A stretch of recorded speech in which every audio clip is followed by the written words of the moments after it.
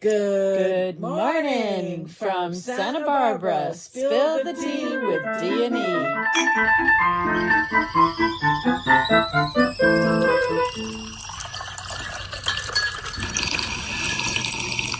Happy Tuesday.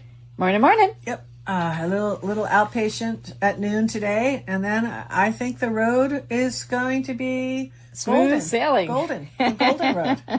Last little thing that I need to do. Woohoo! So you are just sipping warm water, right? That's right, because I'm fasting. I got a little lemon in it. I'm only allowed to have a couple of sips. So that's all I'm allowed to have, a couple of sips of warm lemon water. That's it. I'm having some dandelion tea. It's roasted with chicory. It tastes like coffee, but it's tea. Yes. Beautiful. Welcome to Spill the Tea with D&E, where we spill the tea on topics that everybody's talking about, but maybe nobody quite knows more stuff about it. So we just kind of chat. What's the word of the day?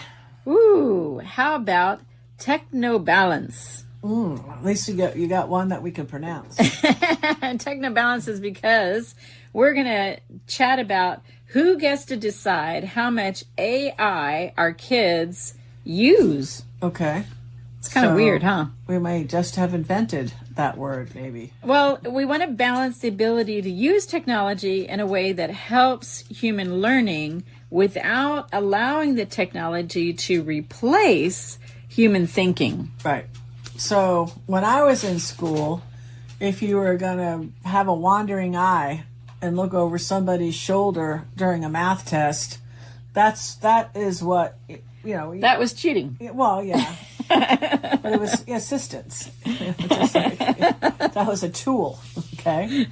Now cheating can look like typing one sentence into AI and getting a 5-page essay back before you even finished your snack, right? Yep. So teachers everywhere are asking the same question, and teachers are dying. Teachers are asking for help. And I think what's happening is you get in a lot of these communities, and then you look at these city council people, they just had a lot of time and they have a lot of money because there's no poor city councilors. And they really just don't, they're not on top of the whole AI thing. They really don't get it. And they're the ones that are, putting us in direction. So then what they're going to do is they'll approve a impact study. And what is that impact? Because we do this in Santa Barbara. My whole life in Santa Barbara, 40 years, that's all they do is impact studies, spend millions of dollars on impact studies, $300,000, $400,000 a piece, and then or bring in these people that consult, because again, and even when they get these reports, it's still over their heads. So it's a joke. It just really, let's be honest. So AI is in schools right now because at the direction of our government. Yeah. So what we're struggling with is how do we use AI as a tool without letting just AI is the student rather than the human being. I mean, everybody has student. Tablets now. These books are gone. Yeah. It's crazy. Yeah. So kids are using AI in school to research topics, generate study guides, practice foreign languages. I'm using AI to help me with my Latin.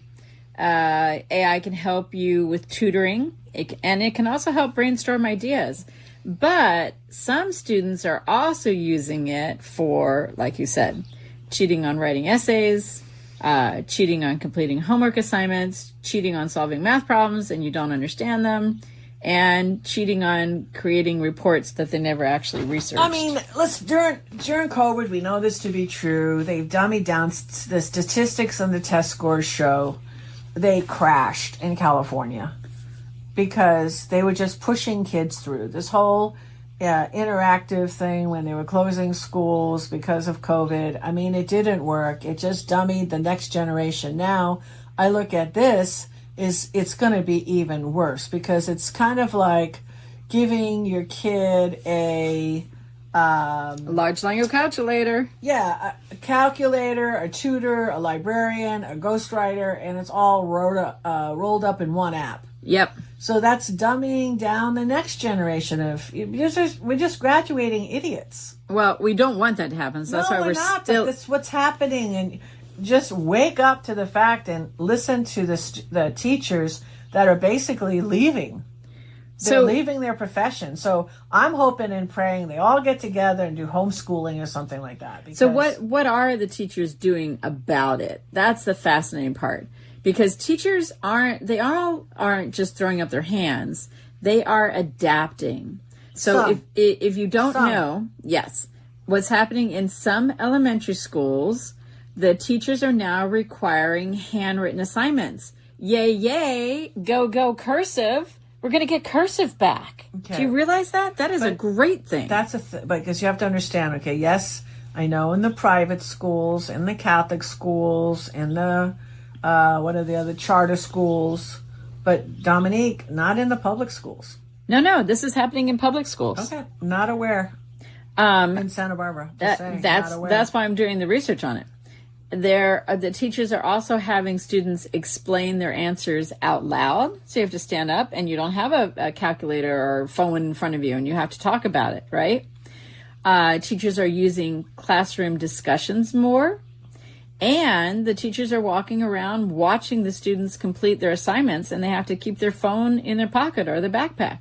And some schools are requiring students to not bring their phones to school. Well, I like it when they just pack them up and they put them in the cubby in elementary school, in a Faraday bag, and that's it. You don't have access to it. Yep. And so when teachers ask students to show their thinking process, then whatever the student did use AI, they have to fully learn from their experience of what their assignment was. Because, hey, let's face it, a robot can write an answer, right?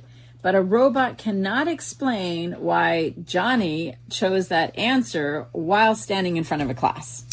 Well, you brought up some things that you're saying, and I don't know what part of the country that what I am. It's happening all over. Okay, so fortunately, we know people. And I'm going to make some phone calls next week. And I'm going to ask. Teachers are getting creative. I'm going to ask. Yeah, they're also asking students to submit their rough drafts. They're asking students to show the notes and the outlines. They're asking them to turn in multiple versions of the project and to keep what they call a learning journal. So it's like you start out and you start listing all the things that you're learning. Mm-hmm. And they can even record short videos explaining how they did their work. Because if AI has written your essay on Abraham Lincoln, but you can't answer 3 basic questions about Abraham Lincoln the very next day, then the teacher knows something's happened. I used to love to do, I wasn't a big writer in school, but I do remember a lot of the reports. I did one on Sitting Bull. I did one on Abraham Lincoln. And the best one was the footnotes at the end. That's how you know. Yeah. Okay, so when a kid does all the footnotes on the bottom, then you know the work was complete by the child, because that's why I actually love that footnote was insurance to the teacher that the kid actually looked it up, and this is where they found the information. This is where we found the information. Yep. And even if you use AI to write your paperwork and you create those footnotes, bloody hell, you better go look up every single footnote and go learn the stuff so that you can stand up and support your work, right? Well, it's like putting the cart before the horse, because you're getting all the information. Now what you're doing is you're learning something that already got... Sure, but you're learning. And I'll tell you something. But it wasn't like, here's a shovel, dig the ditch. You dug the ditch, no, the ditch and you looked through the dug. dirt. Right. But you're looking through the dirt. Right. You got to look and through you're the, learning. You got to put it's just a different way of learning. But it's so easy to hack out of it and not do anything and just fake your way through it. No, you cannot stand and be questioned on what you wrote if you didn't read it all and study all the footnotes. Yeah. Well, you could just say you were panicked. You just can't stand in front of people. That's not sufficient. Not a panic attack. No. I think what's happening, especially this is happening in colleges, that we're having to move backwards, which is a good thing. Yeah. We've got in-class essays. The blue books are back. Clearly, Technobalance isn't anti-technology. No. It's not technology. It's embedded, which technology is embedded everywhere, but it's all talking just about balance. Right. You got to figure it out. So use now AI, but it's show me how you flawed. used it. Yeah. There you go. And the bigger question is, are we teaching our kids what to think or how to think? Yeah. And that's where it gets really interesting. Because for many centuries, education was focused on memorization, right? Mm-hmm. But today, information's everywhere.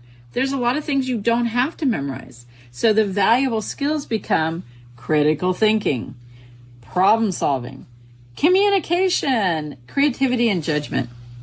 Right.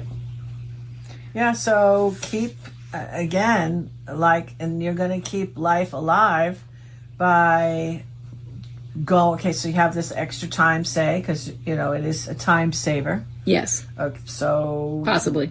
Possibly. If you're a good prompter. Yeah, good prompter, right? So you could devote some more time to your gardens, your sporting events, your music, your reading, family dinners. Nice. You just redirect the time. So who should decide how much AI our kids get to use? Parents. I think so too. So the options are parents, teachers, school districts, technology companies, and government. Mm-hmm. I agree. It should be the parents. Well, we're just going to have to wait and see how this all shakes out. Yeah. It's going to be interesting. Did you know that students today have access to more information on a smartphone than most universities had available to them just a few decades ago? Yeah, it's true.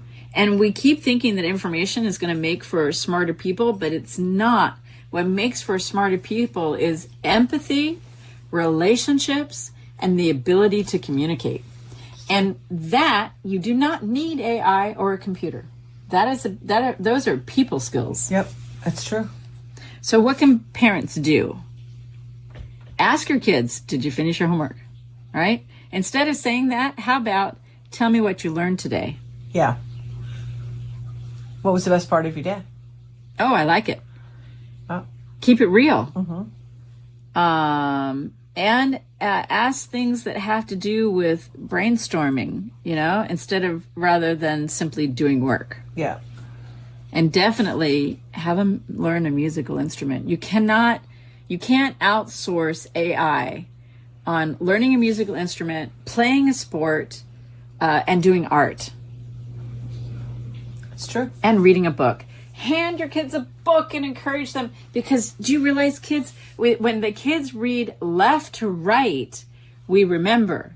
When we're just scrolling a screen in front of us, we don't remember. Yeah, they should definitely replace the book for the control panel. Yeah, we need books. Yeah, we need books. Yeah. All right, ready? A little toasty woasty? Yeah. So just... y'all, thank you again for everything. And this all has been supported by Santa Barbara Wellness Center, which supports education, wellness, youth development, and community connection. If you'd like to be a part of it or like to support us, the best place to do that is sbwellness.org. Thank you, Dominique. Can I toast? Sure. I want to toast that the real world teaches lessons that no computer screen can replicate. Oh, that's nice. Oh, we sit on that for today. All right, Santa Barbara and the world. Thank you. Bye for now.